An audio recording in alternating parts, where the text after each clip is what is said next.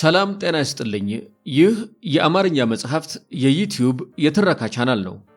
በዚህ ቻናል ዘወትር ሰኞ፣ ረቡዕ እና አርብ ምሽት 3 ሰዓት ላይ የተመረጡ የአማርኛ መጽሐፍት ትረካዎችን ወደ እናንተ እናደርሳለን።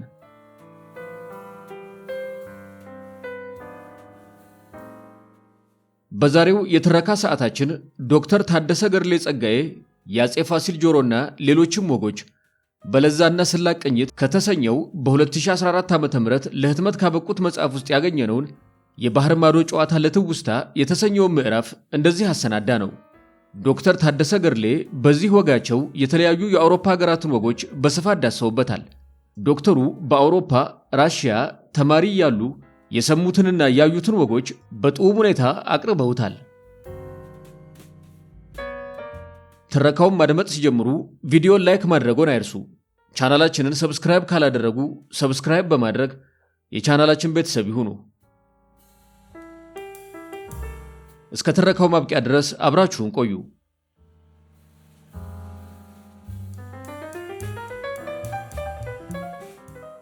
ዴቡሽካ የሚለው የሩሲያኛ ቃል ባል ገና ላላገባች ልጃገረድ መጠሪያ ነው። ባል ያገባችና ልጅ የወለደች ሴትም ጀንሺና ወይም ሴትየው ከምትባል ዴቡሽካ ሲሏት ፍንድቅድቅ ፈካ ትላለች። የሩሲያ አሮጊቶችንም ዴቡሽካ ሲሏቸው እርጅና ጥሏቸው እንደሄደ በመገመት ይደሰታሉ። በ1975 ዓ.ም ወደ ቀድሞዋ ሶቪየት ኅብረት ቫርኔዥ ከተማ ለትምህርት ሄጄ የቋንቋ መሰናዶ ትምህርት እንደጀመርኩ አስተማሪ ጀና ሰርጌቭና በመጀመሪያ ካርቱሽካና ዴቡሽካ የሚሉ ሁለት ቃላትን አስተማሩኝ። ዕቃ ወደ ሱቅ ሄጄ ገዛ የነበረውም እንግሊዘኛ ቀላጥፎ በሚናገረው ሩሲያዊው አስተርጓሜ በአሌክስ ኢቫኖቪች አማካኝነት ነበር። ከ3 ሳምንታት የቋንቋ መሰናዶ ትምህርት በኋላ አፌን ዲፍታታ ብዬና ራሴን ችዬ ያለ አስተርጓሚ ከምኖርበት ፍሬድሪክ ኤንግልስ አደባባይ ከሚገኘው ሆስቴል ተነስቼ በስተጀርባ በጆርጅ ፕሊሃኖቭ መንገድ ዳር ወደሚገኘው ጋስትሮኖም ወይም ሱቅ አመራው። የሄድኩት ድንች ካርቱሽካ ለመግዛት ነበር። ቃሉ እንዳያሳስተኝ በልቤ ካርቱሽካ፣ ድንች፣ ዴቡሽካ፣ ልጃገረድ እያልኩ ሱቅ ደረስኩ። ሁለት ቃላት በመነሻ ድምፅ ተለያይተው መጨረሻ ላይ ሽካ በሚል ይገናኛሉ።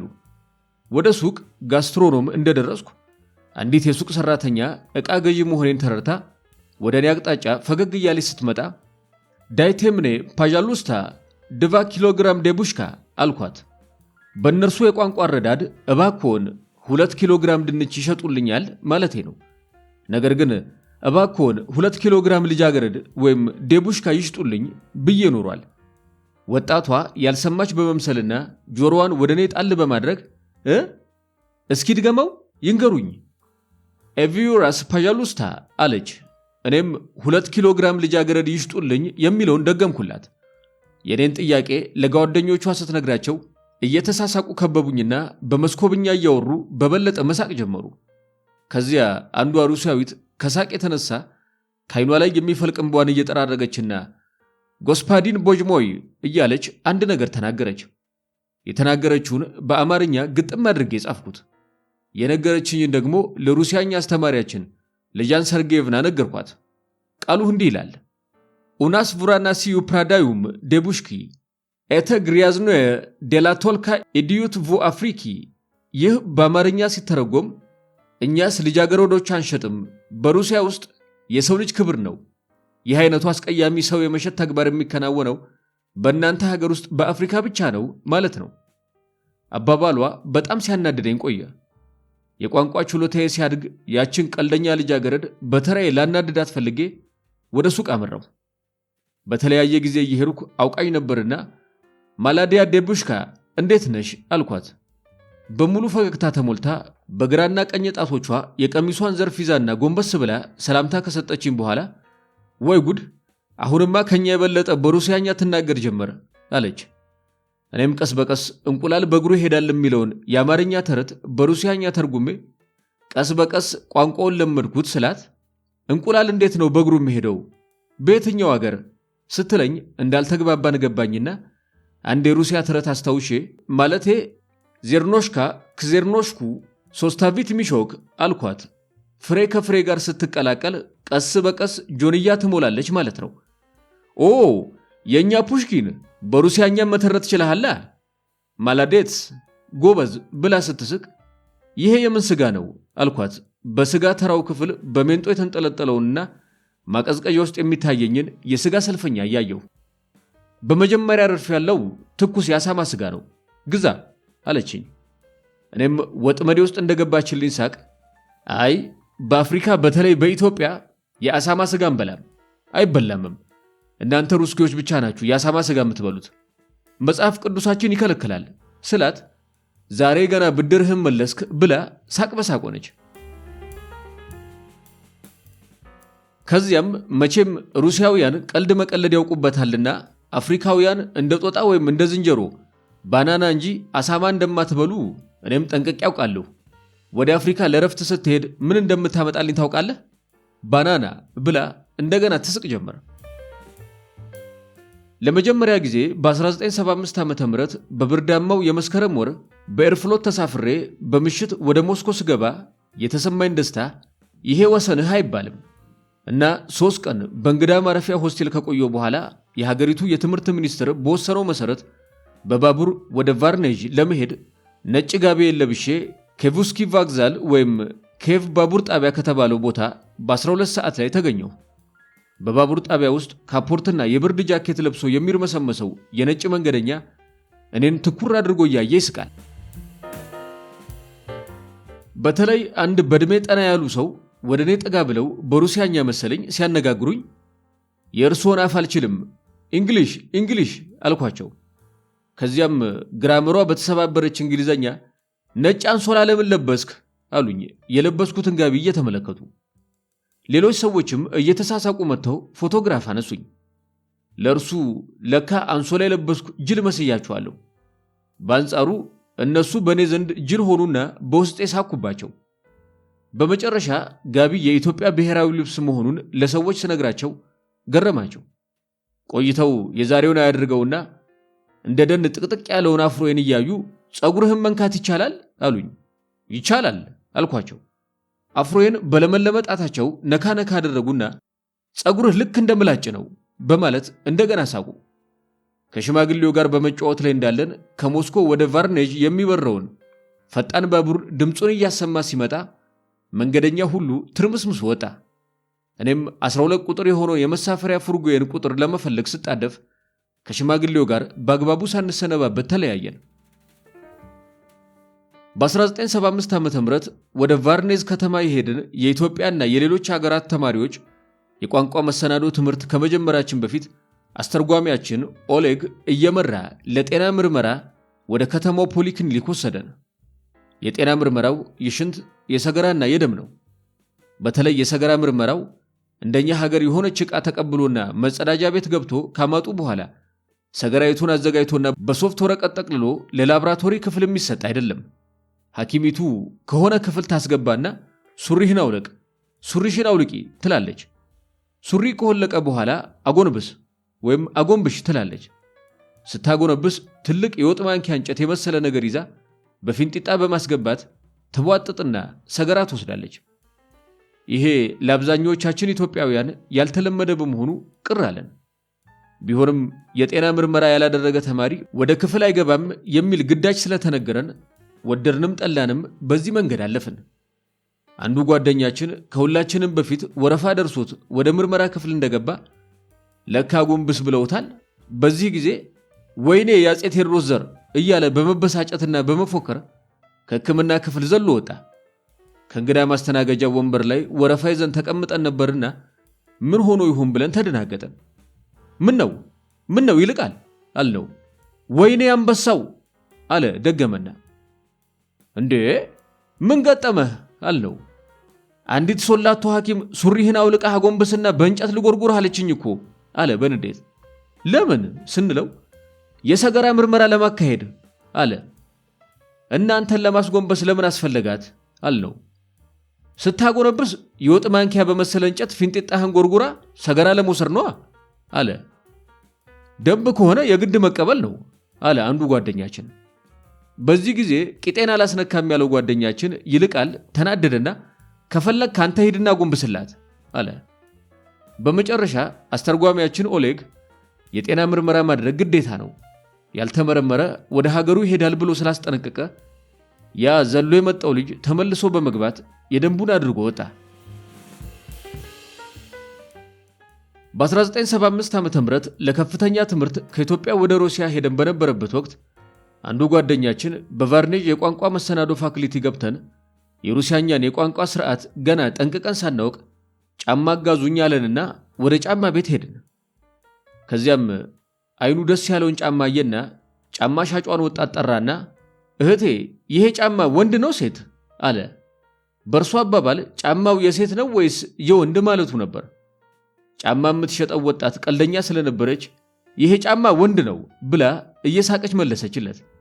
የሩሲያኛ ቋንቋ ስነ ልሳን ባህሪ ሆኖ ጫማ፣ ኦቡፍ፣ ደብተር፣ ቴትራድ፣ መጽሐፍ፣ ኪኒጋ በሴት ጾታ ወይንም በሴት አንቀጽ ነው የሚራቡት። ይህም ማለት ጫማ ታምራለች እንጂ ያምራል አይባልም። መጽሐፍን አነበብኳት እንጂ አነበብኩት አይባልም። ደብተርን ገዛኋት እንጂ ገዛሁት አይባልም። እና ይህቺ ጫማ የወንድ ናት የሴት ይባላል እንጂ ይሄ ጫማ የወንድ ነው የሴት አይባልም። ከሩሲያ ታላላቅ ወንዞች መካከል አንደኛው የሌና ወንዝ ነው። እነ ድኔፕር፣ እነ ቮልጋ፣ እነ ኔቫ ወዘተ በታላቅነታቸው ይታወቃሉ። በሌላ በኩል ሌና የሴት ስምም ይሆናል። በሩሲያ ሌና የብዙ ሴቶች መጠሪያ ነው። በአንድ አውቶቡስ ውስጥ ከሚገኙ 60 ሰዎች ውስጥ አንድ ሰው ሌና ብሎ ቢጣራ 20 ሴቶች በአንድ ጊዜ አቤት ሊሉ ይችላሉ። ታማራ ዛሃሮቭና የተባሉ ፈት ሞላላና ራሰ ሾጣጣ ሴት በቫርኔዝ የኢትዮጵያ ተማሪዎች ተወካይ ኩራተር የነበሩ ከመሆናቸው ባሻገር በቋንቋ መሰናዶ ፋክልቲ የጂኦግራፊ መምህራችንም ነበሩ። እናም አንድ ቀን ጂኦግራፊ በመማር ላይ ያለን ገና ከመድረሱ የሩሲያን ልጃገረዶች በማሽኮርመም የታወቀውና ጓደኛችንን ካሳሁንን አስነስተው እባክዎ ካሳሁን በዓለም ካርታ ላይ የሌና ወንዝን ያሳዩኛል አሉና ትንሽ ዱላ ነገር ሰጡት። ካሳሁን ትንሽቱን ዱላ ይዞ በክፍላችን ግድግዳ ላይ የተዘረጋውን ካርታ አፍጥጦ እያየ የሌናን ወንዝ ቢፈልግም በፍጹም ሊያገኝ አልቻለም። ይሄኔ ታማራ ዛሃር ፈገግ እያሉ አይ ካሳሁን ይሄኔ ሌና የተባለች ሩሲያዊት ቆንጆ የት አለች ቢባል የት ቦታ እንደምትገኝ በፍጥነት ፈልገው ያገኛት ነበር አሉት። አባባላቸው እኛንም ከልብ አሳቀን። ካሳሁን እየሳቀ በአማርኛ ይህችን ሶላቶ ቡዳ ከሴት ጓደኛዬ ከሌና ጋር አይታኝ ኑሯል ለካ ብሎ ተቀመጠ። ታማራ ዛሃራ በቫርኔዝ የኢትዮጵያ ተማሪዎች ተወካይና በቋንቋ መሰናዶ ፋክልቲ የጂኦግራፊ መምህራችን ነበሩ። አንድ ዕለት ስለ ሩሲያ ታላላቅ ወንዞች ሲያስተምሩን ከቆዩ በኋላ አሰበ ወርቅ የተባለውን ጓደኛችንን አስነስተው እባክዎን ፒተርስበርግ በዓለም ካርታ ላይ ያሳዩ ብለው ትንሽዬ ዱላ ሰጡት። በኋላ ትምህርቱን አቋርጦ ወደ አሜሪካ የሄደው አሰበ ወርቅን ከረጅምነቱና ከግዙፍነቱ የተነሳ አባት እያልን እንጠራው ነበር። አባት ተነስ ስንለው እየሳቀ የዓለም ካርታ ወደ ተሰቀለበት ግድግዳ ሄደ። ከዚያም በሩሲያኛ የተጻፈውን የፒተርስበርግን ከተማ ከካርታ ላይ አይቶ ለማንበብ ስላልቻለ ፊንላንድን እየጠቆመ ይኸው አለ። በዚህ ወቅት እመት ታማራ እንዲህ አሉት፣ አሰበ ወርቅ ቪዛ ማን ነው የሰጡት? ፊንላንድ ገብተው እኮ እየዳከሩ ነው። ፒተርስበርግን እንዴት አለፏት? የት እንዳለ አላወቁም። እሺ ጥያቄ ልቀይሩልዎና የቮልጋ ወንዝ ከየት ተነስቶ ወዴት እንደሚፈስ በካርታው ላይ ያመልክቱ አለችው። አሰበ ወርቅ የቮልጋ ወንዝ መነሻ ጠፍቶት ዱላውን ወደ አፍሪካ አቅጣጫ ሲያመላክት ያዩት እመት ታማራ ዛሃራ ገባኝ ለካ ቮልጋ የሚፈሰው ወደ አዲስ አበባ ነው አይደል ብለው አሳቁበት። በቫርኔዝ የኢትዮጵያ ተማሪዎች ተወካይና በቋንቋ መሰናዶ ፋክልቲ የጂኦግራፊ መምህራችን እመት ታማራ ዛሃራ ስለ ደቡብ ሪፐብሊኮች ታላላቅ ወንዞች ሲያስተምሩ ቆዩና በአያቴ ስም እየጠሩኝ ጸጋዬ የሲርዳሪያና የአሙዳሪያ ወንዞች የት እንደሚገኙ ይነሱና ሁለቱንም ወንዞች ያሉበትን ቦታ በሩሲያኛ እያነበቡ አመልክቱ አሉና ወደ እኔ መጡ። ፈራ ተባብዬ ወንዞች ያሉበትን ቦታ አሳየሁ። ወዲያው እስኪ የወንዞቹን ስም ይጥሩ አሉኝ። አሙዳሪያን በትክክል ተናግሬ ሲርዳሪያ የሚለው ቃል አልያዝልኝ ስላለ ሲር አልኩ። መንቀጥቀጤን አዩና ጸጋዬ በየቀኑ ካፌ ውስጥ የሚበሉት ሲር ይጠፋቦታል እንዴ ብሎ አሳቁብኝ። ሲር በሩሲያኛ ፎርማጆ ማለት ነው። እውነትም ከሆስቴላችን ምድር ቤት ከሚገኘው ካፌ በየቀኑ ፎርማጆ በላ ስለነበር ግጥምጥሞሹ አስገረመኝ። የመምህራችን የማስተማር ዘዴም ልክ እንደ ደጀኑ የባዮሎጂ መምህራችን እንደ መምህር ንጉሴ ውቤ ስለሆነ ለምን ጊዜውም የሚረሳ አይደለም። ሞሪስ ከተባለ የዚምባብዌ ተወላጅ ጋር በቫርኔጅ ጆርናሊዝም ፋክልቲ 3ኛ ዓመት ላይ የሩሲያ ስነ ጽሑፍ ታሪክ የቃል ፈተና ስንፈተን ከሌዮ ቶሎስቶይ ሥራዎች ውስጥ 5ቱን ከነይዘታቸውና ቅርጻቸው ጥቀስ ተባለ። ሞሪስ ብዙ አሰበና ቫይና ኢሚር ወይም ዋር ኤንድ ፒስ አለ። እሺ ሌላስ አሉት መምህራችን። ብልጡ ሞሪስም ኢታክዳሊ ወይም ወዘተ አለ። በዚህ ጊዜ መምህራችን በጣም ሳቁና ሞሪስ አንድ ብቻ ተጠርቶ ወዘተረፈ የለም፣ ቢያንስ 3-4 ሳትጠራ በአንድ ብቻ ኢታክዳሊ አልክ ሲሉት፣ ማዳም በአፍሪካ ግን አንድ ከጠራን በኋላ ቀሪዎቹን ወዘተ እንላለን አለ። በዚህ ጊዜ መምህርት ሁዲያኮቫ በቃ ሞሪስ በአፍሪካ ከአንድ በስተቀር ሰው የለም ማለት ነው። ለምሳሌ ከአፍሪካ ሰዎች 5 ስሞችን ጥሪ ብባል ሞሪስ ብዬ ቀሪውን ወዘተረፈ ልለው ነው? አንተ ሞስኮ ውስጥ እንደሚገኘው የባልሾ የቲያትር ቤት ተዋናይ ነህ ብለው በጣም ሳቁበት። ተማሪ ኤፍሬም በቀለ ሩሲያ ከመጣሁበት ጊዜ ጀምሮ 2 ነገሮች ያስደስቱኛል፣ እነርሱም ስቬትላናና ሲሚታና ናቸው ያለው እውነቱን ነው። ስቬትላና ቁመተ ሎጋና ለግላጋ ወጣት ስትሆን ጸጉሯም እንደ ቁመቷ የተዘናፈለ ነው። ስትራመድ ደረጃው ይነቃነቃል። ስትናገር እጅግ በጣም ፈጣን ናት። ፍጥነትማ የሁሉም ሩሲያኖች ጠባይ ነው። ነገር ግን የእርሷ የተለየ ነው። የእርሷ ፍጥነት ከኛ ዝግተኝነት የመንፈስ ልማድ ጋር ይጋጫል።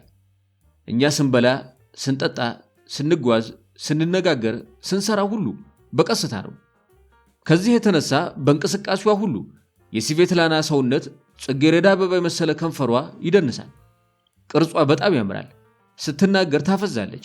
በቫርኔጅ ስቴት ዩኒቨርሲቲ በቋንቋ መሰናዶ ፋክልቲ የተማሪዎች አማካሪ ነበረች። ስሜታና ደግሞ ተጠጥቶ የማይጠገብ የሩሲያ እርጎ ነው እና ስቬትላና ልክ እንደ እርጎ እንደ ስሚታና ቢጠጧት ምን አለበት ታሳይ ነበር በጊዜዋ። በቫርኔጅ ከተማ በጆርናሊዝም ፋክልቲ ከዋናው የጋዜጠኝነት ትምህርት ጎን ለጎን 2 የሩሲያኛ ቋንቋ መምህራትን መድበውልን ነበር። በተለይ ስለ ሩሲያኛ የሰዋሰው ስርዓት ስታስተምረን የነበረችው ወጣቷ መምህርት ማሪና ፖኮፖቫ በተለየ ሁኔታ አይኔን እያየች ኤክ ክራሲቭ ኮክቦግ፣ አቤት እንደ እግዚአብሔር ያምራሉ፣ አይኖቹም ሆነ ጥርሶ በጣም ደስ ይላል ትለኛለች። እንዲህ አይነት አድናቆት በህይወቴ ካበሻ ሴት ሰምቼ አላውቅም። በእኛ ቋንቋ ክራሲቭ ኮክቦግ የሚል አገላለጽም ስለሌለንና ወደ ፈጣሪ ወስዳ ስለዶለችኝ ደረገጥኩ። ቆይታ ደግሞ ሁሉም ሰው ከቅርብ ጓደኛው በስተቀር በአክብሮት እርስዎ እንጂ አንተ ስለማይባል የተከበሩት ታደለ የማፈቅረው ባለቤቴን ሚሻን ስለሚመስሉኝ ሳዮ ሁል ጊዜ ድንግጥ እላለሁ። እርሱም እንደርሶ በራስ ሲሆን ሊስ ሸጋም ነው ትላለች። እንዲያው ጥሎባት ነው እንጂ እኔ ለራሴ ውሻ በጨው የማይነካኝ ፉንጋ ነኝ እኮ።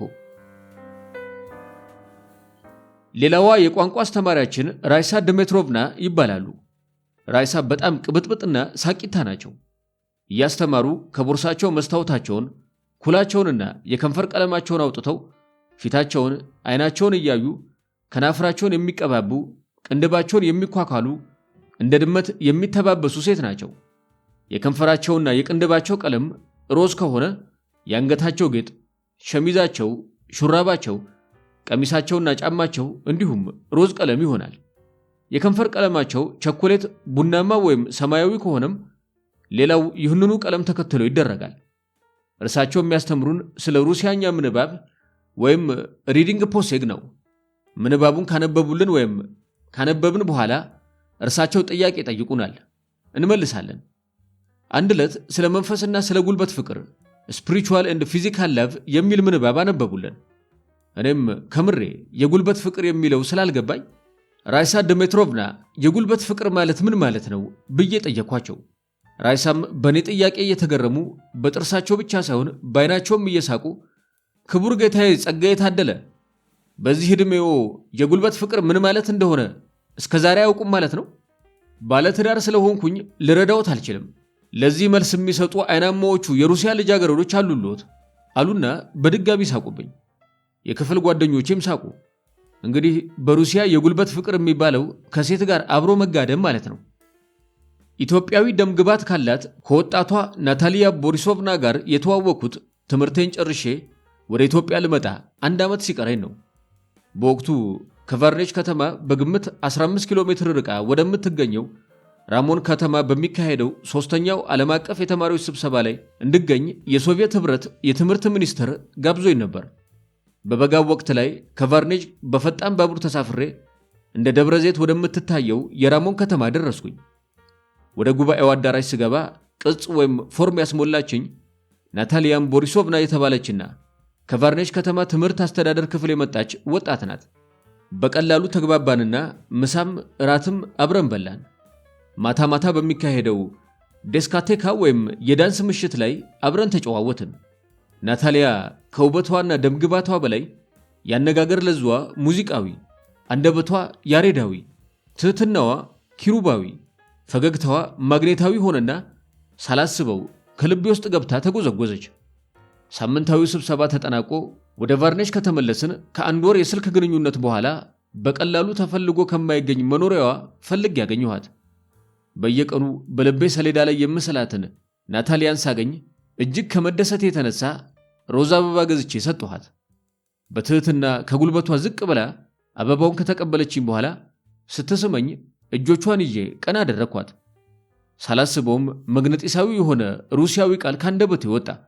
ደራጋያ ናታሊያ የጅን ቤዝቫስኮክ ቺስቴ ኔባግዴኔት ኦበላኮብ አልኳት። ይህ ማለት የተከበሩት ናታሊያ ሕይወት ያለ እርሱ ደመና እንደሌለው ሰማይ ባዶ ናት ማለት ነው። ለደቂቃዎች ዝም ብላ ከቆየች በኋላ ይህንን የመሰለ አሳሪ የፍቅር ቃል የሚያሰሙኝ እንደዚህ ከልቦ ያፈቅሩኛል ማለት ነውን ብላ ተጨነቀች።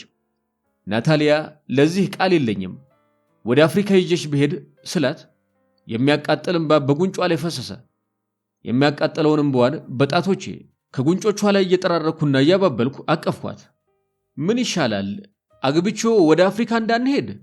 አሮጊት እናቴ ታሳዝነኛለች። እዚሁ ተጋብተን እንዳይቀሩ ሕገ መንግሥታችን አይፈቅድም። የጨነቀ ነገር ነው እኮ አለች።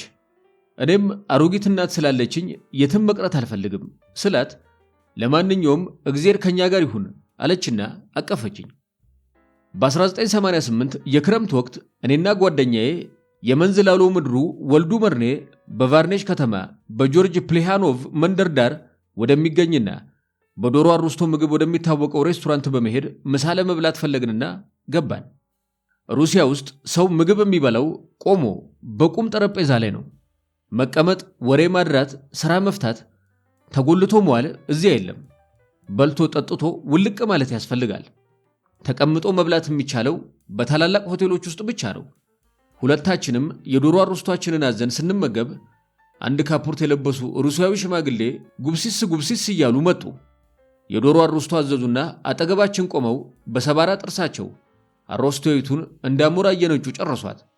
ጥግብ ሲሉ በድንገት ወደኛ አስተዋሉና ልጆች ወንዶች ናችሁ ወይስ ሴቶች ብለው ጠየቁን። በዚህ ጊዜ ወልዱ መርኔ እንዴታ እኛማ ወንዶች ነን፣ ምን ጥርጥር አለው አላቸው።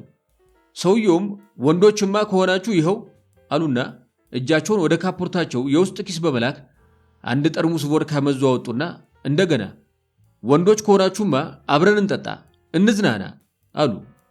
ትልቅ ሰው ሲጋብዝ መቼም እምቢ አይባልምና ቮድካው በቁም ጠረጴዛ ላይ እየተቀዳ ተጎነጨ ነው። የተመገብነውን የምግብ ሂሳብም ሽማግሌው አይሆንም ብለው ከፈሉልን። ባወሩን ቁጥር አንደኛዋና ረጅሟ የላይኛው ጥርሳቸው ትንቀጠቀጣለች። ጨዋታቸው አይጠገብም። ቆይተው ልጆች ከኩባ ናችሁ ወይ ብለው ጠየቁን። ወልዱ እንመስላለን እንዴ አላቸውና የት ልበላቸው ብሎ እኔን ተመለከተኝ። እንደምኞታቸው ደስ ይበላቸው ከኩባንን በላቸው አልኩት። እሱም ይህንኑ ነገራቸው። እሳቸውም ከኩባ ከሆናችሁ ለፊደል ካስትሮ የተከበረ ሰላምታን አቅርቡልኝ፣ እርሱ መልካም ሰው ነው፣ ኩባም የኛ ናት አሉ። በ1978 ዓ.ም በቫርኔጅ ስቴት ዩኒቨርሲቲ በፋክልቲ ኦፍ ጆርናሊዝም የሁለተኛ ዓመት ትምህርቴን ጨርሼ ወደ 3ኛ ዓመት ሳልፍ በእኛ በክረምቱ ላይ በእነርሱ ደግሞ በበጋው ወቅት በቫርኔጅ በአውሮፓ የሩሲያ ተማሪዎች ማህበር ተወካዮች ጠቅላላ ስብሰባ ጠርተውን በነበረበት ወቅት አጋሜዋና ሚላያ ናታሻ የሚሉ ግጥሞችን አቅርቤ ተሰብሳቢዎችን አዝናናኋቸው። እነዚህ ግጥሞች ትንቅንቅ በተሰኘ በስነ ግጥም መድብሌ ውስጥ በ1993 ዓ.ም ታትመዋል። በዚህ ብዙ ተማሪዎች አወቁኝ። በተመሳሳይ በ1989 ዓ.ም በበጋው ወቅት የሶስተኛ ዓመት ትምህርቴን አጠናቅቄ ወደ አራተኛ ዓመት እንዳለፍኩ በሩሲያ የአውሮፓ ተማሪዎች ማህበር ሁለተኛ የአመራር ኮሚቴ ተወካዮች ከሞስኮ ወደ ቫርኔጅ መጡ። የአንደኛው ስም ብዙ ጊዜ በአዲስ ዘመን ጋዜጣ አስፋው ከሞስኮ እያለ ይጽፍ የነበረ ወጣት ሲሆን የሌላው ስም ትዝ አይለኝም። አመጣጣቸውና የስብሰባው ዋናው ዓላማ በሶቪየት ህብረት በትምህርት ላይ ያለን ተማሪዎች ወደ ሀገራችን ተመልሰን በወያኔና በሻዕቢያ አደጋ ላይ የወደቀችውን ሀገራችንን ለማዳን በሚደረገው ጥረት እኛም ስልጠና ወስደን ወደ ጦር ግንባር መዝመት ያለብን መሆኑን ለማስረዳትና የደርግ መንግስት በቅርቡ ብሔራዊ ዘመቻ ጥሪ ስለሚያደርግ ለውትድርና አገልግሎት እንድንዘጋጅ የሚያስገነዝብ ነበር። ሁሉም ወጣት ትምህርት ከሀገር ደህንነት በኋላ እያለ ለመመዝገብ ተሽቀዳደመ። የቫርኔጅ ተማሪዎች ከምዝገባው በፊት ታደለ በዕለቱ ግጥም ያቀርብልን ቢሉም ጊዜ ስለሌለ ምዝገባው ላይ ትኩረት ተደረገ። መልማዮች በወረፋ ተሰልፈን ዕድሜያችንን፣ ቁመታችንን፣ የትምህርት ደረጃችንን፣ የምንናገረውን ቋንቋ እየመዘገቡና በአይነ ገመድ ለብሔራዊ ውትድርና ብቁ ነው እያሉ መረጃችንን ሲወስዱ እኔም ከጓደኛዬ ከደብረ ዘይቱ ተወላጅ ከተማሪ ሰለሞን ከበደ ቦኩ ፊት ተሰልፌ ወረፋው ሲደርሰኝ በተለይ ስለምችለው ቋንቋ ስናገር አማርኛ፣ ግዕዝ፣ ትግርኛ፣ እንግሊዘኛ፣ መስኮብኛ ስል ሰለሞን ከበደ ቦኩ ከኋላዬ ሆኖ ጋሽ መዝጋቢ ታደለ ገርሌ ግዕዝ ይችላለሁ የሚለው የሚዘምተው ገዳም ነው እንዴ? ወደ ጦር ሜዳ መስሎኝ ብሎ ሲናገር ሰው ሁሉ ሳቀ። ለትምህርት ወደ ሩሲያ የሄድነው የቀድሞ የሶቪየት ህብረት መሪ ሊዮኒድ ብሬዥኔቭ አርፈው ጓድ ዮሪ አንድሮፖቭ የሀገር መሪ በሆኑበት ወቅት ላይ ነው። እኚህም መሪ በድንገት ስላረፉ በሀገሪቱ ታላቅ ሐዘን ሆነ። መገናኛ ብዙሃኖቻቸው ታማኙ የሶቪየት ህብረት ህዝብ ልጅ ዮሪ አንድሮፖቭ አረፈ እያሉ ዜናውን አራገቡት።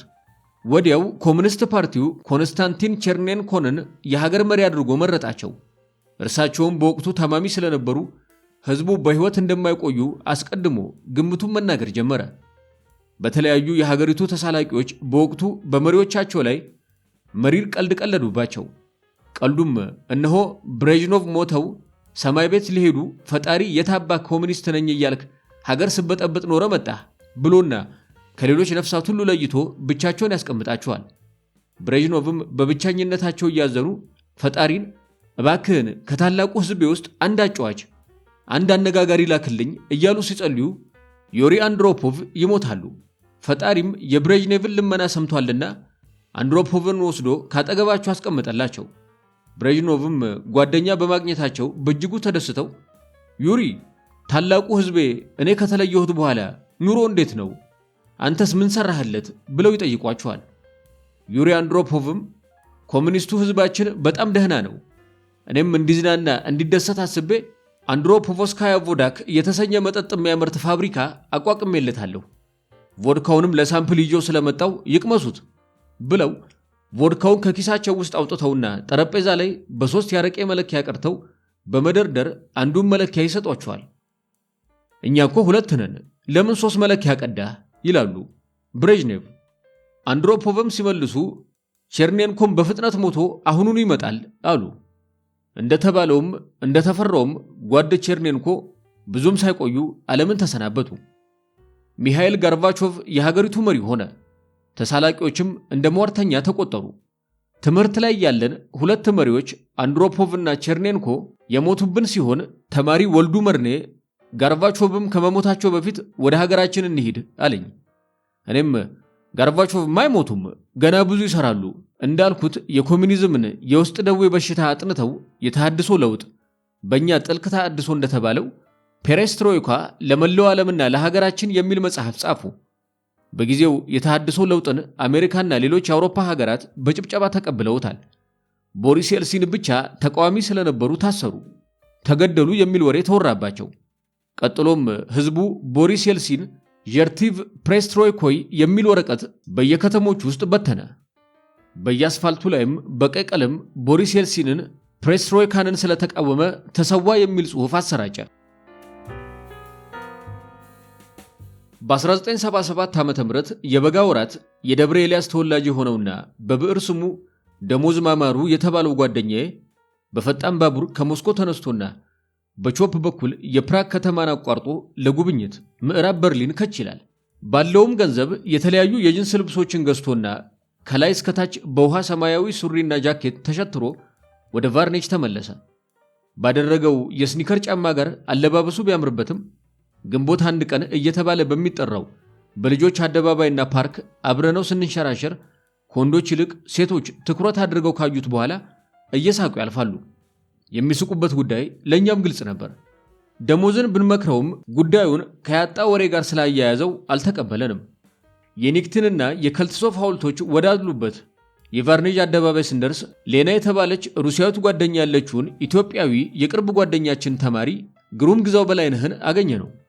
ሌና ፍልቅልቅ እያለች በአማርኛ ለኛ ላማቶቿ ሰላምታ ከሰጠችን በኋላ ደሞዝ ማማሩ የለበሰው ልብስ ከቁልፎቹ አስተዳደር የሴት መሆኑን በመገንዘብ ጓድ ደሞዝ የለበስከው ልብስ ካንተ ይልቅ ለኔ ስማማ ነበር፣ አረ ለመሆኑ ጾታህን የቀየርከው መቼ ነው አለችና ቀለደች። ጓደኛዋ ግሩምም ባበሻነቱ ተቆርቁሮ ወንድሜ የሴት ልብስ ለብሰ ባታሰድበን ጥሩ ነበር፣ ነገር ግን ችግሩ የተፈጠረው ከደብረ ኤልያስ ተነስተ በርሊን ከተማ የገባህ ጊዜ ነው ብሎ ሁላችንንም አሳቀን። በብዙ ሀገሮች ሸጋ ሴቶችና ወንዶች የመኖራቸውን ያህል አልፎ አልፎ መልከጥፎችና አስቀያሚዎችም ይገኛሉ። በመልከጥፉነት የሚታወቅና ሪፎርድ የተባለ አንድ አፍሪካዊ ከኛ ጋር ቫርኔጅ ይማር ነበር። አንድ ቀን ደሞዝ ከተባለ ጓደኛዬ ጋር ከጆርናሊዝም ፋክልቲ ወጥተን ማዕከላዊ የቫርኔጅ ገበያ ሴንትራል ሪናክ ስንደርስ ሪፎርድን አገኘ ነው። ስጋ ፍለጋ ወደ ገበያ እንደመጣም ገብቶናል። ሌሎች ሰዎችም ተዘልዝሎና በግሪል ላይ ተሰክቶ የተጠበሰ ስጋ ሲበሉ ተመለከትን። ሰው የፈለገውን የስጋ አይነት መርጦ እንዲጠብስም የተለያዩ እንስሳት ጭንቅላቶች በየስጋው አንጻር ተቀምጠዋል። እኛም እንደ ባህላችን የበሬ ስጋ አስጠብሰን ስንበላ ሪፎርድ ግን ሸሆና የሌለውና ከርከሮ የመሰለውን የአንድ አውሬ ስጋ ሲኮመኩም ደሞዝ ተመለከተውና ታዴ አየህ አውሬውን አውሬ ሲበላው አለኝ። በለፍላፊነቷ ካፕላን የተባለችና አብራን ትማር የነበረች ሩሲያዊት ተማሪ ስቬትላና ወደ አገሬ ኢትዮጵያ ለረፍት ልመጣ ቪዛ ሳስመታየችና ታዴ ወዴት ልትሄድ ነው? ወደ አፍሪካ ነው አለችኝ። አዎ ካፔ ካፕላና ወደ አፍሪካ መሄዴ ነው እና ምን ይዤልሽ ልምጣ? የዝንጀሮ ወይስ የጦጣ አገልገል አልኳት። ሩሲያውያን መቼም በለዘኛና በስላቅ አነጋገር የተካኑ ናቸውና የዝንጀሮማ ሁለተኛ ፎቅ ላይ ሪፎርድ አለልኝ አይደል? ይልቅ ባናና ሙዝ አምጣልኝ አለችኝ። የዚህ ሌላኛው ትርጉም ወይም ስላቅ እናንተ አፍሪካውያን ባናና የምትበሉ ዝንጀሮች ናችሁ እንደማለት ነው። በፈረንጆች ሀገር ዓመታዊ የካርኒቫል ጨዋታ ማካሄድ የተለመደ ሲሆን ሩሲያውያንም ይህንን በዓል የሚያከብሩት የተለያዩ የጨዋታ አይነቶችን በማዘጋጀት ነው። ከጨዋታዎቹ ውስጥ አንዱ ልጃገረዶች አስፈሪ ማስክ ወይም ጭንብል አጥልቀው ሰዎችን ማስፈራራት ነው። በአንዱ የካርኒቫል ዕለት ሊዳ የተባለች ወጣት ከጓደኞቿ ጋር በየሆስቴሉ እየዞረች ስትቀልድና በሚያስፈራ ጭንብሏ ሰውን ስታስፈራራ በድንገት ሪፎርድ የተባለ አንድ ጥቁር አፍሪካዊ ተመልክታ በመደንገጥ አቤት ጌታዬ ሆይ ሰውን በጣም የሚያስደነግጥና የሚያስፈራራ እኔ ያጠለኩት ጭንብል ብቻ ነው ብያምን ነበር፣ የሪፎርድ ተፈጥሯዊ ጭንብል ግን በጣም አስፈሪና አስደንጋጭ ነው ብላ ወደ ኋላዋ ተመለሰች። ስዩም የተባለው ጓደኛችን ደግሞ እየቀለደ ሪፎርድ አፍሪካን ከሚያሰድባት ወደ ሀገሩ ቢመለስ ይሻላል፣ ይህንን ካደረገ የዓመት የኪስ ገንዘቤን እለቃለሁ ይል ነበር። ብዙ ሰው አፍ የፈታበትን ቋንቋ ከእርሱ ወገኖች በቀር ሌላ ባዕድ የሚናገረው አይመስለውም። ነፍሱን ይማረውና እኔና የደብረ ዘይቱ ጓደኛዬ ስዩም መኮንን ወልዱ መርኔ ሆነን በ1979 የበረዶ ወራት በክረምቱ የእረፍት ሰዓታችን በቫርኔጅ ዩኒቨርሲቲ የአራተኛ ዓመት ተማሪዎች በነበርንበት ጊዜ በታላቁ የሩሲያ ተዋጊ በንጉሥ ኢጎርንና በሌሎች የሮማኖቭ ስርወ መንግሥት ነገሥታት የተገነባችውንና የታላቁ ደራሲ የማክሲም ጎርኪ የትውልድ አገር የሆነችቱን ታሪካዊቷን ከተማ ኖቭጎራድን ለመጎብኘት አስበን ወደ ስፍራው ሄደን ነበር። ሀገሩን ከጎበኘው በኋላ በረጅም ትረካ ላይ የተመሰረተችውንና በ11ኛው ክፍለ ዘመን የታወቀውን የዛር ኢጎርን የጀግንነት ገድል ከሩሲያኛ ወደ አማርኛ ተርጉሜ ኤፒክ ዘመናዊ ሽሬ የሥነ ጽሑፍ ቅርስ በሚል ጨምሬ ለማሳተም የቻልኩት የታሪኩን መሳጭነት በማየት ነው። እናም ይህችን በአረንጓዴ በወርቃማና ነጫጭ ድንጋዮች የተገነባችውን ጥንታዊት ከተማ ስጎበኝ ያስደነቀኝ ነገር ከ44 በላይ የሆኑት አብያተ ቤተክርስቲያናት በወርቅ የተለበጡና የሚያብረቀርቁ መሆናቸው ነው። በሁለተኛ ቀን የጉብኝት ወቅት ይህችን ውብና ታሪካዊት ከተማ ካረፍንበት ሆስቴል በማለዳ ተነስተን በወርቅ የተሰሩና የተለበጡ አብያተ ክርስቲያናትን፣ ሙዚየሞችንና የጥንት ቤተመንግስቶችን፣ ዘመናዊ የሰርከስና የቲያትር ማሳያ አዳራሾችን ለማየት በተዘጋጀንበት የቱሪስት መኪና ውስጥ ስንገባ አብዛኛዎቹ ወንበሮች በጎብኚ ተማሪዎች ተይዘው ነበርና ቆመን ስንጓዝ አንድ ረጅም ጥቁር ወጣት ቁመተ አጭሩን ጓደኛዬን ስዩም መኮንንን ቁልቁል ይመለከተው ጀመረ። ይህንን ጊዜ ቀልደኛው ስዩም ታዴ ይሄ አፍሪካዊ ጎረምሳ አየኸው? ደፈጠጠኝ እኮ አለኝ። ይህኔ ጥቁር ወጣት ስዩምን እንደገና ቁልቁል እየተመለከተው በአማርኛ ዝም አትልም? እኔ አፍሪካዊ መሰልኩ እንዴ? ንጹሕ ኢትዮጵያዊ ነኝ ከጋምቤላ ሲል ሶስታችንም በመገረም ተሳሳቅን። የሀገራችን ልጅ የሆነውን ጓደኛችንን እቅፍ አድርገን ሳምነው እርሱ የሚማርባትን ውቢቱን የሊቱዋኒያንን ሪፐብሊክ እንድንጎበኝ እንደሚጋብዘንም ቃል ገባልንና ወዳጆች ሆነን አበሾችን፣ ጀርመኖችን፣ እንግሊዞችንና ሃንጋሪዎችን ጨምሮ የአፍሪካና የአረብ አገሮች ተማሪዎች ምግብ እያበሰሉ ሲመገቡ አንድ ጓደኛችን ብቻ በየሬስቶራንቱ እየዞረ ይመገብ ነበር። ብዙዎቻችን ምግብ ስንሰራ እኔ የአፄ ቴዎድሮስ ዘር አላደርገውም፣ እንዴት ወንድ ልጅ እንደ ሴት ምድጃ ለምድጃ ይርመጠመጣል እያለ ያናንቅና ይቆነንብን ነበር። እንደ አጋጣሚ አንድ ቀን ኃይለኛ ፈተና ደርሶበት በማጥናት ላይ ሳለ ሳያስበው ምግብ ቤቶች ሁሉ ይዘጉበታል። ረሃብ አለንጋውን ይዞ ሲሸነቁጠው ወደኛ ቤት መጣና እባካችሁ ጎበዝ የተሰራ ምግብ ካላችሁ ነፍሴን አድኗት፣ ሳልበላ ማደር አልችልም አለ። እኔም ሴት ወንድሞችህ የሰሩት ይበላልሃል እንዴ? ዞር በል አልኩና ቆይቼ የሚበላ ነገር ሰጠሁት። ጅብ ከማያውቁት ሀገር ሄዶ ቁርበት አንጥፉልኝ ይላል የሚለው የሀገራችን ተረት መሬት ላይ የሚወድቅ አይደለም። ቫርኔጅ በትምህርት ላይ ያለሁ ልክ እንደምን ተስኖት ሁሉ በውሸታምነቱ የምናውቀው አንድ ተማሪ ነበር። ስጥ እንግዲህ የሚል የቅጽል ስም የነበረው በብዕር ስሙ ዋጋዬ ቡልቡላ በቫርኔጅ የመንግስት ዩኒቨርሲቲ በቋንቋ መሰናዶ ፋክልቲ ለ1 ዓመት ሲቆይ የዲፕሎማት ልጅ ነኝ እያለ ያስወራ ነበር። ነገር ግን ልጁ የዲፕሎማት ልጅ ሳይሆን እንደኛው የአንድ የደቡብ ድሃ አርሶ አደር ልጅ ነበር። ዋጋዬ ቡልቡላ በበጋ የእረፍት ሰዓቱ የቀን ሥራ መፈለግ ጀመረ።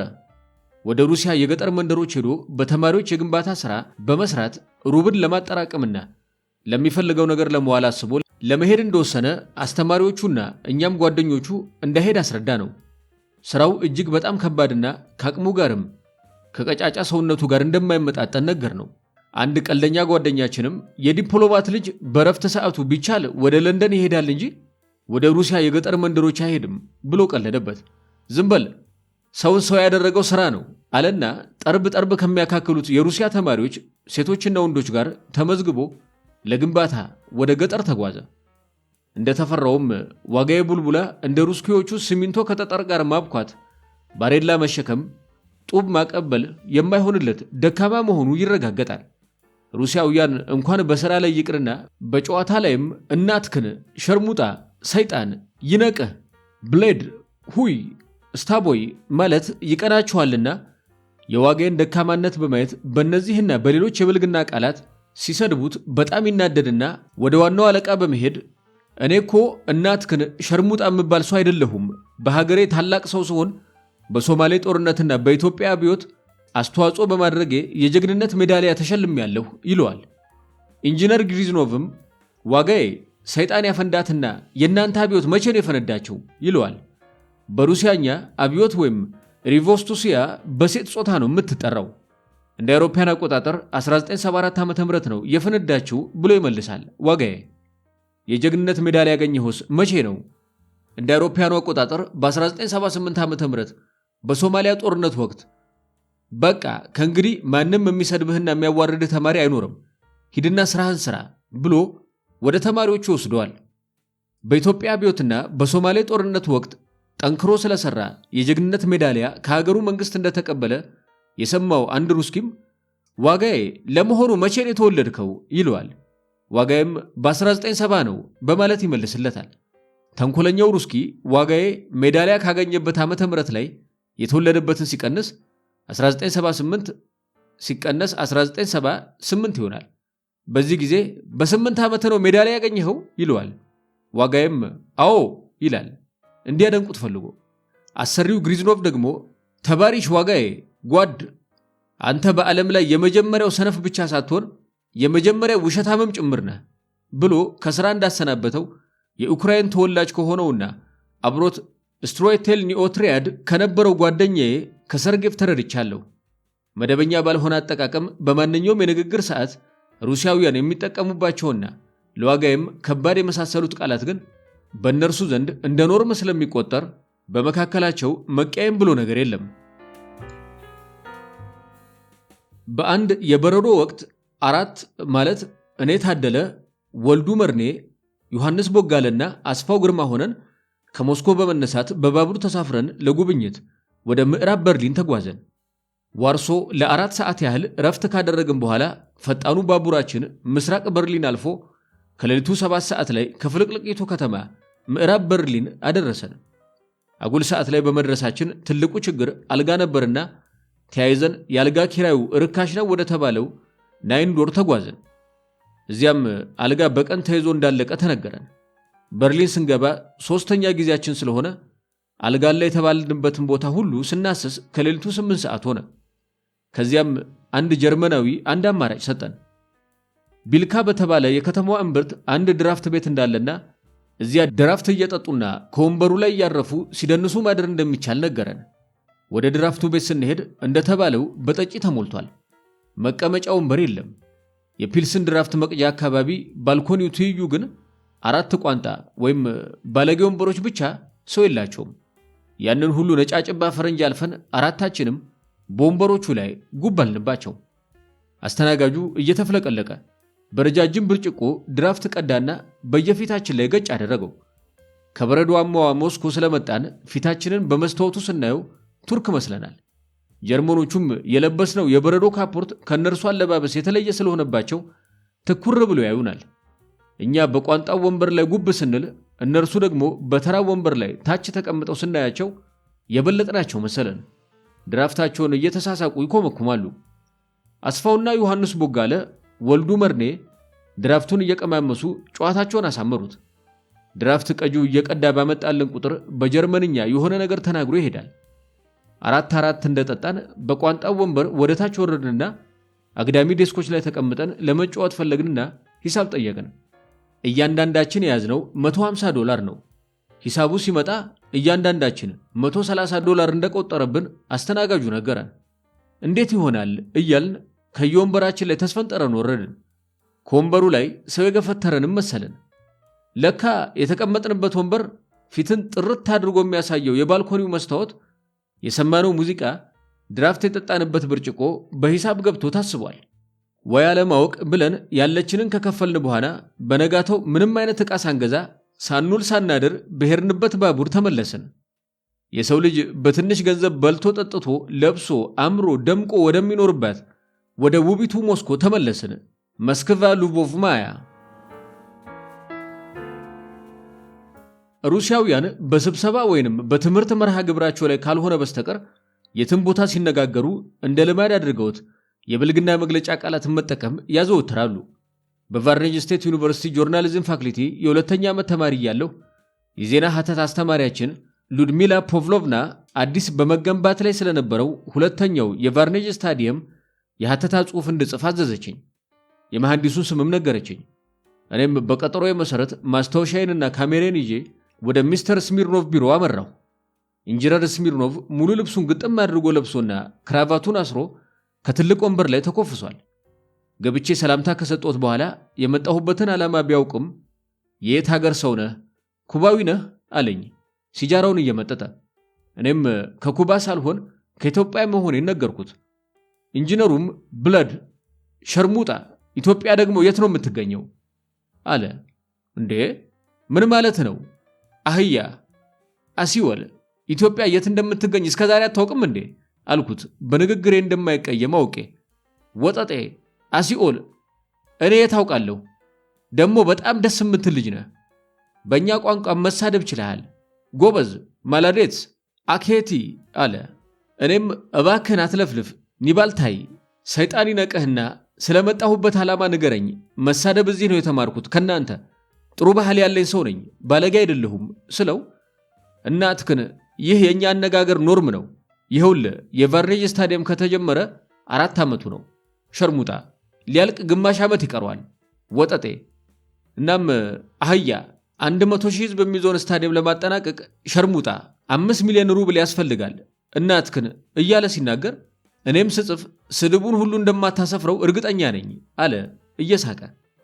በነገራችን ላይ እንደ አውሮፓውያን አቆጣጠር 1988 ዓ.ም የሶቪየት ህብረት የእግር ኳስ ቡድን ወደ ኮሪያ ሲኦል ከተማ ሄዶ ከአንድ የአውሮፓ እግር ኳስ ቡድን ጋር በተጫወተበት ወቅት እንደ ደምሴ ዳምጤ ይቅበጠበጥና የሀገሩ ቡድን እንዲያሸንፍ ይጨነቅ የነበረው የቴሌቪዥን የስፖርት ኮሜንታተር በሶቪየቶች ላይ አንዲት ኳስ ስትገባ በብሔራዊው ቴሌቪዥን እናትክን ማለቱና በኮሜንታተርነቱ መታገዱ አይረሳኝም። እንደ አውሮፓውያኑ አቆጣጠር በ1988 ሚካኤል ሚሃይሎቪች የተባሉት ሁለቱ ተሳላቂያን ጋዜጠኞች የማለዳ ደብዳቤ ኡትሬና ቻፕታና 120 ሚኒት 120 ደቂቃ በአሁኑ ሰዓት 190 እስከ 200 ደቂቃ ተብሎ በሚታወቀው የሞስኮ ቴሌቪዥን ፕሮግራም እሁድ ጠዋት ላይ የሚቀርቡት ተወዳጅ ዝግጅት ነበራቸው። በወቅቱ ባቀረቡት ዝግጅት የተሳለቁት በሶቪየት ህብረትና በኮሙኒዝም ስርዓት ላይ ነበር። ቀልዱ የሚከተለው ነው። በቁጥር 30 የሚሆኑት የሶቪየት ህብረት ዜጎች ወይም ቱሪስቶች በባቡር ተሳፍረው ለጉብኝት ወደ ፈረንሳይ ይሄዳሉ። ባቡሩ ፓሪስ ደርሶ እንግዶች በጠዋት ወደ ከተማ ሲገቡ ብዙ የቆዳ ጃኬቶችና የጂንስ ልብሶች ያሉበትን አንድ ትልቅ ቡቲክ ይመለከታሉ። በዚህ ጊዜ የሶቪየት ቱሪስቶች በሱቁ ዙሪያ ቅጽበታዊ በሆነ መንገድ ይሰለፋሉ። 3 ሰዓት ሲሆን የቡቲኩ ባለቤት የሆነች አንዲት ፈረንሳዊት ድርጅቷን ለመክፈት እየተቆነነች ስትመጣ ሱቁ በሩስኪዎች ሰልፍ ተወሯል። በዚህ ድርጊት ከመደናገጡ የተነሳም እናንተ ሰዎች ምንድናችሁ? ምንስ ሆናችኋል? ብላ ትጠይቃቸዋለች። ሰዎቹም እኛ የሩሲያ ዜጎች ነን፣ ልብስ ለመግዛት ነው የተሰለፍነው ይላሉ። በዚህ ጊዜ ፈረንሳዊቷ ይሄ እኮ ፓሪስ እንጂ ሞስኮ አይደለም፣ አገራችሁ ስትሄዱ ተሰልፋችሁ ግዙ፣ እዚህ ግን ሰልፍ የለም፣ እንደፈለጋችሁ ግቡና የፈለጋችሁትን መግዛት ትችላላችሁ ትላችኋለች። ቀጥላም ለመሆኑ ሰልፍ ሁልጊዜ የምትሰለፉት ለምንድን ነው ስትልም ትጠይቃችኋለች።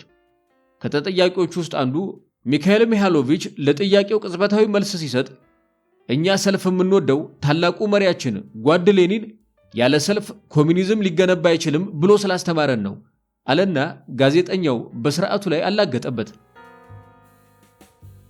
አንድ ኢትዮጵያዊ ተማሪ ሞስኮ ለትምህርት ሄዶ በመማር ላይ ሳለ ከአንድ ትልቅ ስታሎቪያ ወይም ሬስቶራንት ገብቶ ምሳ ሲበላ ሳህኑ ላይ ካለው የበግ ቅልጥም ላይ ስጋውን በቢላዋ እየቆራረጠ እንደ ፈረንጆቹ መመገብ ሲገባው በአበሻ ያመጋገብ ልማድ በእጁ አንስቶ አጥንቱን መጋጥ ይጀምራል። በዚያ ወቅት አጠገቡ ተቀምጦ ትኩር ብሎ ሲመለከተው የነበረ አንድ መስኮባዊ ጓድ አገርህ ውሻ የሚበላው ምንድን ነው ይለዋል። አጥንት ለውሻ እንጂ ለሰው አይሆንም ሲለው ነው። ሩሲያኛ የፑሽኪንን ያህል የሚችለውና በቋንቋው ቅኔ ሳይቀር የሚቀኘው ኢትዮጵያዊ ተማሪም ነገሩ ከመቅጽበት ገብቶት እየቀለደ ጎስፓዲን ጌታው እኔ ሀገር ውሻ የሚመገበው ድንች ነው ብሎ መለሰለት። ድንች የሩሲያኖች ታላቁ ቀለባቸው ወይም ምግባቸው መሆኑን ሲነግረው መስኮባዊውም የተማሪው አሽሙር ገብቶት ኤህ ማላዴትስ ብሎ ሳቀ። ትርጉሙ በጣም ጎበዝ ነህ ማለት ነው። በሩሲያ ታላቁን የጥቅምት ሶሻሊስት ወይም ህዝባዊ አብዮት የመራው ታላቁ መሪ ቭላዲሚር ኢሊች ሌኒን በ1920ዎቹ ላይ በሰሜን የሀገሪቱ ክፍል የሚገኝ አንድ ትልቅ ፋብሪካ ወይም ዛቮድ ለመጎብኘት በሄደበት ወቅት ስለ ፋብሪካው ጠቀሜታ በኃላፊዎቹ ገለጻ ሲደረግለት የእርሱን ፍልስፍና የምትቃወመውና ካፕላን የተባለች ላባደር ተሽሎክልካ በመግባት በጥይት ተኩሳ አቆሰለችው። በዚያ ወቅት ህዝቡ ሆ ብሎ ሲይዛትና ጠባቂዎቹም ሲያንገላቷት ሌኒን ተመልክቶ ካፕላንን ልቀቋት፣ ብሞትም እንዳትታሰር፣ እንዳትንገላታ፣ በነፃነት ትኑር፣ የጠላችሁ ፍልስፍናዬን እንጂ እኔን አይደለምና በእኔ ምክንያት ችግር እንዳይደርስባት ብሎ ፈረመ። በዚህም ሌኒን በሩሲያ ሕዝብ ዘንድ መሐሪ እንደ ፈጣሪ እየተባለ ሲደነቅ ይኖራል። ሌኒን ካብላን በተኮሰችበት የሽጉጥ ጥይት ስለተጎዳ ብዙም ሳይቆይ ሕይወቱ አልፏል። ያለፈውም ለታላቁ ሕዝቤ ብዙም መሰራለት ሥራ ነበረኝ ብሎ በመጻፍ ነው። ወጣቷ ካፕላን ተለቃ በነፃነት ስትኖር ያገኛት ሰው ሁሉ እዋት ያቺ ታላቁን መሪያችንን ሌኒንን የገደለችው እብድ ሴት እያለ ሲጠቋቋሙባት በዚሁ ሰላማታና አብዳ እየለፈለፈች ሞታለች። እናም በሩሲያ አንዲት ሴት ለፍላፊና ተናጋሪ ከሆነች ካፕላን እየተባለች በቅጽል ስም ትጠራለች። ቭላዲሚር ኢሊች ሌኒን ቀዩ የሶቪየቶች ጦር ፒተርስበርግን ተቆጣጥሮ የዛር ቤተመንግስት በሆነው በስሞሊን ቤተመንግስት ታላቅ ጉባኤ በተደረገበት ሰዓት ሌኒን ከሁለት ላባደሮች ጋር ተቀምጦ ነበር። ስብሰባውን የመራው ለመጀመሪያ ጊዜ በሶቪየቶች ዘመን የሪፐብሊኩ ፕሬዝዳንት የሆነው ታላቁ ፖለቲከኛ ጓድ ያኮቭ ሚሃይሎቪች ስቬርድሎቭ ንግግር ሲያደርግ ከቆየ በኋላ አሁን ደግሞ በዚህ ታሪካዊ ስብሰባ ላይ ንግግር እንዲያደርግ የምጋብዘው የጥቅምት ሶሻሊስት አብዮትን የመራውን ታላቁን መሪ ቭላዲሚር ኢሊች ሌኒንን ነው ሲል ሰማይና መሬቱ በጭብጨባ የተገለባበጠ እስኪመስል ድረስ አዳራሹ በጭብጨባ ተናጋ።